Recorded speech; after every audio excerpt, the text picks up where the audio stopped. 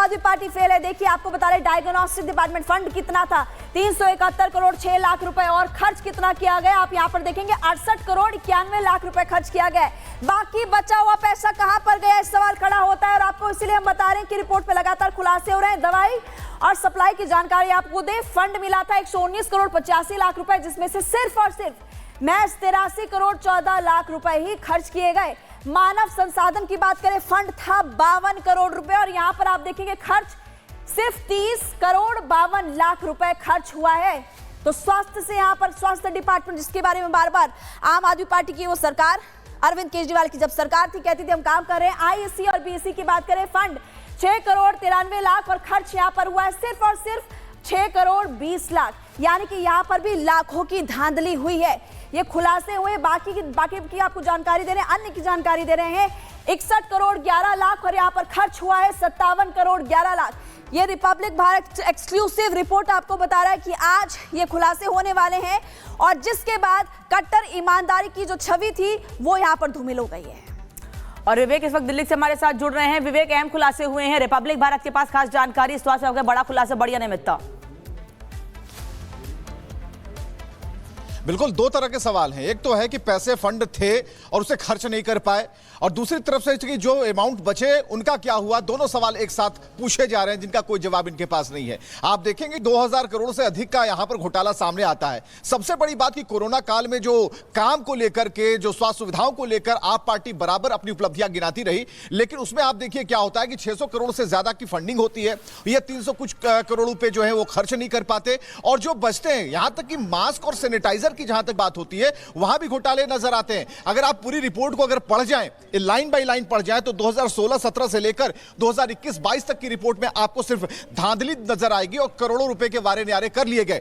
फिर भी आप पार्टी अपने आप को उम्मीदवार ऐसी पार्टी बताती रही जो साफ सुथरी छवि की है और कहीं भी कोई दाग नहीं लगा है। लेकिन जो ये दाग है उस कहीं से भी अच्छे नहीं कहे जा सकते। ये दाग बहुत गंदे हैं जो कि आप पार्टी और उनकी कार्यप्रणाली पर लगते हैं, तत्कालीन सरकार पर लगते हैं। लेकिन अगर हम आपको बताएं कि खासकर कोरोना काल जिसकी खूब चर्चा होती है, प्रधानमंत्री इधर से कहते थे, बीजेपी कहती थी कि हमने कोरोना काल में ऑक्सीजन सिलेंडर सप्लाई किए, लेकिन यहां जो पैसे आपको दिए गए थे, आप पार्टी को दिए गए थे कि आप देखिए आपकी सरकार है और आप गैस सिलेंडर, खासकर ऑक्सीजन सिलेंडर से लेकर के खासकर जो सैनिटाइजर है, मास्क है, इन सभी चीजों पर आपको खर्च करने हैं, लोगों की जिंदगियां बचानी है, यहां भी ये खर्च नहीं कर पाए। तो पूरी तरीके से ये घोटाला है, बहुत बड़ा पर्दाफाश यहां पर रिपब्लिक भारत कर रहा है। और कुल मिलाकर अगर हम आपको देखें तो अलग अलग बजट की अगर बात करें, अलग अलग अनियमितताओं की अगर बात करें, तो उन बजट प्रावधानों में भी यहां पर बहुत बड़ा एक गैप नजर आता है, और इस गैप को भर पाना इतना आसान नहीं होगा। जो रिपोर्ट है हमारे हाथ में है, यहां तक कि जो बेड, अस्पतालों में बेड की कमी थी, कहा जा रहा था कि उसकी भरपाई कर रहे हैं, वहां भी करोड़ों का वारा न्यारा कर लिया गया। तो कुल मिलाकर जो रिपोर्ट है वो चौंकाने वाली है। आम जनता को इसके ऊपर इसका बहुत बड़ा असर होगा। हालांकि जनता ने अपना रिजल्ट दे दिया, आपकी सरकार चली गई, बीजेपी की सरकार आ गई, लेकिन यह रिपोर्ट अभी जिंदा है। इस रिपोर्ट के पन्ने पन्ने पर जो अनियमितता है, भ्रष्टाचार है, साफ तौर पर नजर आता है। जी तो विवेक, ये माने कि केंद्र की आयुष्मान योजना को दिल्ली में लागू नहीं करना और मोहल्ला क्लिनिक को अपनी सबसे बड़ी सफलता बताना इस भ्रष्टाचार के कारण ही था कि दिल्ली में आयुष्मान योजना लागू नहीं की गई, और कह रहे हैं मोहल्ला क्लिनिक सबसे सफल रहा है और वोट हमको मिलेगा, ऐसे दावे किए गए थे इलेक्शन में। बिल्कुल दावे किए जा रहे थे और हम कैंपेन कर रहे थे। रिपब्लिक भारत की तरफ से जो टीम पहुंचती थी खासकर चुनाव से पहले लोगों का मूड भांपने के लिए, उन रिपोर्ट पर सबसे पहले हम मोहल्ला क्लिनिक की तरफ जाते थे और खास तौर पर देखना चाहते थे कि मोहल्ला क्लिनिक की व्यवस्था कैसी की गई। आप समझिए कि इलेक्शन के टाइम में लोग चमका कर रखते हैं कि भाई लोग देखें कि हमारा घर कितना सुंदर है, लेकिन आप मोहल्ला क्लिनिक में जाते तो वहां पर कुछ भी नहीं था। लोग परेशान थे, झुग्गी झोपड़ी वाले परेशान थे और उन्हें कई किलोमीटर पैदल चलकर अस्पतालों की तरफ रुख करना पड़ता था। फिर यह कॉन्सेप्ट जो था मोहल्ला क्लिनिक का, वो क्या कहता है, जो घोटाले हैं, जो वारे न्यारे हैं, जो भ्रष्टाचार की पोल पट्टी है, जो सीएजी की रिपोर्ट है, वो साफ तौर पर कहती है कि कुल मिलाकर पूरी तरीके से आकंठ डूबी हुई थी आपकी सरकार। और जो 2000 करोड़ से अधिक का घोटाला सामने आया है खासकर स्वास्थ्य मामले को लेकर, ये अपने आप में ये पन्ना बहुत कुछ कहता है। हालांकि कई और पन्ने खुलने बाकी हैं। सीएजी की रिपोर्ट में शराब को लेकर, आबकारी नीति को लेकर खुलासे हुए, तब हमने पूछा तो कहा गया कि 13 और पन्ने हैं। 13 पन्ने में 2 पन्ने रिपब्लिक भारत ने खोल दिए, एक स्वास्थ्य को लेकर और दूसरा ठीक है विवेक, स्वास्थ्य से जुड़ी रिपोर्ट, स्वास्थ्य सेक्टर से जुड़ी रिपोर्ट आज 2 बजे पेश भी की जानी है। वापस लौटेंगे आपके पास। जतिन भी इस वक्त हमारे साथ जुड़े हुए हैं। जतिन, ये वो पार्टी है जो भ्रष्टाचार के खिलाफ लड़ाई की मुहिम को तेज कर आगे बढ़ी थी और कहा था कि सबसे बड़ी लड़ाई हमारी भ्रष्टाचार के खिलाफ ही है। लेकिन चाहे शराब घोटाला दिल्ली में हो, फिर चाहे कैग रिपोर्ट में खुलासे हो रहे हैं और भी कई खुलासे हुए हैं, ये पूरी तरीके से साफ है कि भ्रष्टाचार के खिलाफ लड़ने वाली पार्टी सबसे ज्यादा भ्रष्टाचार में डूबी हुई थी।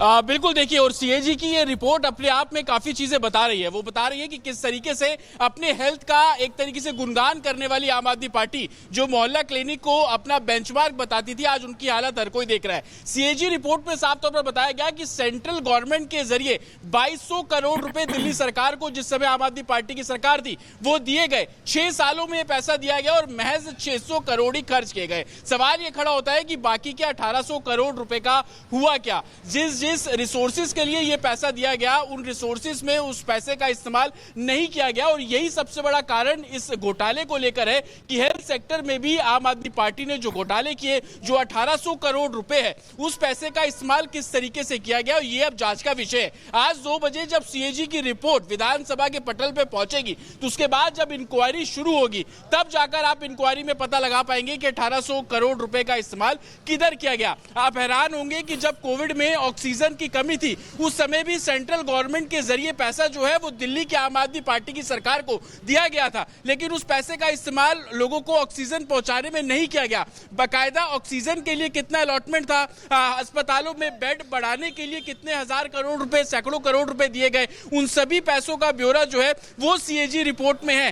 कई ऐसे अस्पताल थे जो कि बनवाए गए, जो टाइम पे पूरे होने चाहिए था उनका कंस्ट्रक्शन, लेकिन 5 साल और डिले हो गया। कुछ ऐसे अस्पताल थे जो 3 साल और डिले हो गए, उसमें 600 से 700 करोड़ रुपए एक्स्ट्रा खर्च हुआ। ये जवाबदेही अब दिल्ली सरकार, जो कि उस समय आम आदमी पार्टी रूल कर रही थी, उनको अब देना होगा। और अब जब सीएजी की रिपोर्ट फ्लोर पर जाएगी, विधानसभा के पटल पर जाएगी, तो ये सवालों के जवाब आम आदमी पार्टी के उन नेताओं को देने होंगे जो कि उस समय सत्ता में साफ तौर पर सामने थे। तो सीएजी की रिपोर्ट ये सबसे बड़ा कारण था, चाहे वो लिकर स्कैम हो। और अब जब स्वास्थ्य से जुड़ी रिपोर्ट सामने आ रही है, इसको टेबल इस लिहाज से भी नहीं किया गया, क्योंकि अगर ये रिपोर्ट उस समय टेबल होती तो जाहिर सी बात है दिल्ली की जनता भी सवाल पूछती कि आप जो अपने आप को दिल्ली के मालिक बताते थे, आपने उस समय सेंट्रल गवर्नमेंट के दिए हुए पैसे का इस्तेमाल कहां पर किया। और यही सबसे बड़ा सवाल अब आम जनता भी पूछ रही है कि 2200 करोड़ रुपए आपको दिए गए थे, 6 साल में वो पैसा आपको दिया गया, आप सिर्फ महज 600 करोड़ ही खर्च क्यों कर पाए। लेकिन जब भी आम आदमी पार्टी से इस बारे में सवाल उस समय पूछते थे जब वो सत्ता में थे, तब वो ये बोलते थे कि एलजी काम नहीं करने दे रहे, हमारे पास फंड की कमी है। तो अब सवाल ये खड़ा होता है कि फंड की कमी कैसे हो सकती है कि जबकि आपके पास पैसा था, उस पैसे का इस्तेमाल जो यूटिलाइज है वो आप नहीं कर पाए। आप सीएजी की रिपोर्ट पर जब नजर डालेंगे तो आप साफ तौर पर देखेंगे कि बेड्स को बढ़ाने के लिए जो इक्विपमेंट से जो अस्पतालों के अंदर बहुत कट्टर ईमानदार है, हम बार बार अरविंद केजरीवाल कहते थे, लेकिन सच्चाई अब सामने आ रही। लौटेंगे आपके पास, लेकिन आपको इसी बीच एक बड़ी खबर बता दें। गृह मंत्रालय रेखा गुप्ता दिल्ली की कानून व्यवस्था को लेकर महत्वपूर्ण बैठक और गृह मंत्री अमित शाह की अध्यक्षता में मीटिंग होने वाली है, जो कि कई मायनों में खास। इस मीटिंग की बात करें तो मंत्री आशीष सूद भी इस मीटिंग में शामिल होंगे, साथ ही कुछ ऑफिशियल्स भी मौजूद रहने वाले हैं। इसमें तस्वीरें इस वक्त आपकी टीवी स्क्रीन पर, जब वो पहुंची तब की तस्वीरें आपको दिखा रहे हैं। अमित शाह की अध्यक्षता में आज ये मीटिंग होने वाली है और साथ ही आपको बता दें कि दिल्ली के सीएम मंत्री आशीष सूद इसमें शामिल